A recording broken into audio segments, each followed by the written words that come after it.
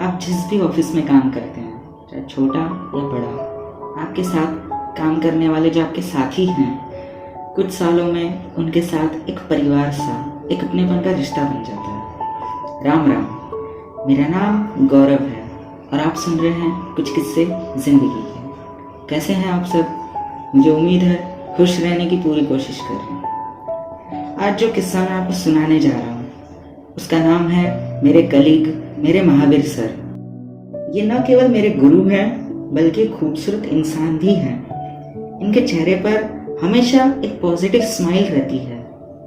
Office में हम दोनों की सीट एक दूसरे के बगल में ही है। वैसे तो इनके साथ ऑफिस में बिताए हर पल मेरे लिए यादगार पल रहे हैं, पर इनका एक किस्सा बड़ा ही मजेदार है। चलिए सुनाता हूँ। ऑफिस के सभी स्टाफ रोज सुबह ऑफिस में पंच करने के बाद अपने अपने कैबिन में चले जाते थे। पंच करने का मतलब है एक छोटा सा इलेक्ट्रॉनिक डिवाइस होता है, उसमें हम हमारी अटेंडेंस लगवाते थे। अब क्योंकि मैं और मेरे सर आसपास ही बैठे थे तो ना हम दोनों हमेशा एक दूसरे को एक लाइन बोलते थे पूरे दिन। मतलब जैसे ही हम सुबह सुबह अपनी कुर्सी पर बैठने के साथ ही सर मुझसे कहते, भाइयों आज की पगार तो भर ली, अब चलना घर। जवाब में मैं उन्हें कहता, बस सर चाय पीकर चलते हैं।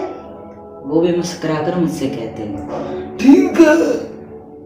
हम लोगों का छोटा सा एक ग्रुप था खाने का, तो दोपहर को 1 बजते ही हम सब खाना खाने के लिए कैंटीन में चले जाते। मेरे सर भी उसी ग्रुप में थे। 1 बजने से कुछ वक्त पहले जब थोड़ा सा काम करने में कंटाला आता था, आई एम श्योर आपको भी थोड़ा बहुत तो आता ही होगा, तब मैं उनसे कहता था कि सर चले घर, और वो बड़े प्यार से मुझसे कहते, सभी खाना खा ले, फिर उसके बाद तो घर ही चलना है। देखते ही देखते दोपहर की चाय का वक्त हो जाता। अब हमें सच में बहुत कंटाला आ जाता था क्योंकि काम का प्रेशर भी बहुत था। तो काम से 5-10 मिनट का ब्रेक ले लेते और फिर मैं उन्हें कहता, सर अब तो चलें घर, और वो इस बार भी मुस्कुरा कर मुझे जवाब देते, अरे चाय तो पीने थे यार। इस बात से आसपास हम सभी स्टाफ को हंसी आ जाती थी क्योंकि वो बहुत ही प्यार से कहते थे। हमारा हंसी मजाक भी हो जाता और काम करने के लिए हमारा माइंड भी फ्रेश हो जाता था और फिर से अपने अपने कामों में लग जाते थे। शाम को 6 बजे के बाद हम फिर से चाय की चुस्की लगाने कैंटीन में जाते थे और जब चाय पीकर वापस आते थे तो एक आखिरी बार मैं उनसे कहता था, सर आप चल रहे हैं या नहीं? और वो एज यूजुअल मुस्कुरा कर कहते, बस 7:30 बजे पक्का चलेंगे, क्योंकि हमारे ऑफिस से निकलने का टाइम 7:30 बजे ही था। हम दोनों रोज इसी तरह हंसी मजाक कर लिया करते थे।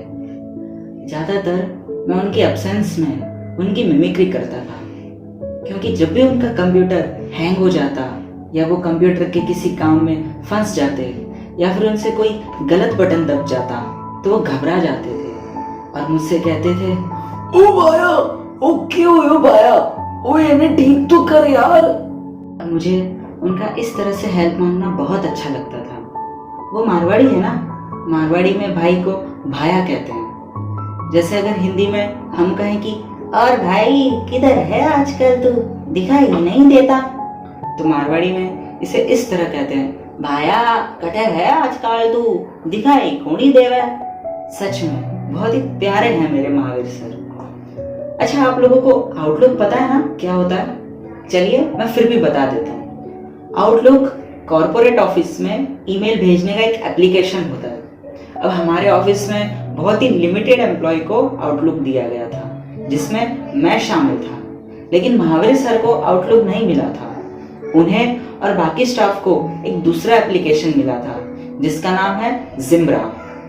तो जब भी उनका मेल हैंग हो जाता तो वो गुस्से में कहते, ओ यो के जम्बूरो लगा दियो है, सालो जी के आफत हो रखी है, क्योंकि वो जिम्ब्रा को जम्बूरा बुलाते थे। अच्छा, वो एक और लाइन हमेशा मुझसे कहा करते थे। वो अपने दोनों हाथों को जोड़ लेते और बड़ी ही मासूम सी आवाज में कहते थे, क्या सेवा की जाए आपकी? जवाब में मैं भी अपने हाथ जोड़कर उनसे कह देता, सर आपसे सेवा थोड़ी ना कराएंगे, हम तो आपकी सेवा करेंगे। और वो मुस्कुरा देते हैं। तो ऐसे हैं मेरे महावीर सर, बड़े ही प्यारे इंसान, सूरत से भी सीरत से भी।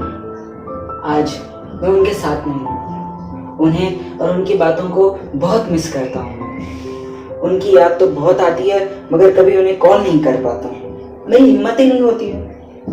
वो कभी कभी जब मुझे मिल जाते हैं तो मुझे प्यार से डांटते ज़रूर है, क्योंकि मैं उन्हें कॉल नहीं करता हूँ ना, इसलिए। तो आप सब भी जहाँ भी काम कर रहे हैं, जिस भी पोजीशन पर काम कर रहे हैं, अपने बाकी साथियों के साथ एक बॉन्डिंग बनाने की कोशिश ज़रूर कीजिएगा। देखिएगा आपकी ज़िंदगी का सफ़र बहुत खूबसूरत और यादगार बन जाएगा। आज हमारे साथ मेवाड़ राज्य के प्रधान सेनापति सीताराम जी आए हुए हैं और गुड्डू की तरह आप सभी के साथ एक बात शेयर करना चाहते हैं। चलिए सुनते हैं। राम राम भैया, राम राम। मेरा नाम सीताराम है और मैं मेवाड़ राज्य का प्रधान सेनापति हूँ। मैं आज बम्बई में आप सभी को एक खास बात बताने आया हूँ।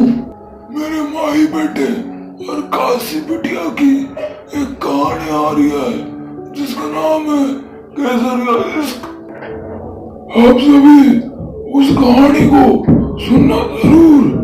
15 अक्टूबर को सुबह 10 बजे इसी चैनल पर। चलिए अब मैं चलता हूँ।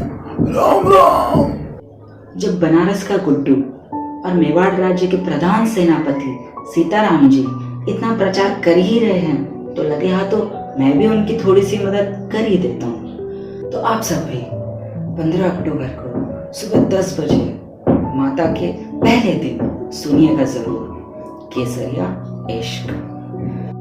आज के टॉपिक में बस इतना ही। आपसे जल्दी मिलूंगा जिंदगी के कुछ और किस्सों के साथ। तब तक अपना और अपनों का ध्यान रखिए। खुश रहिए। राधे राधे।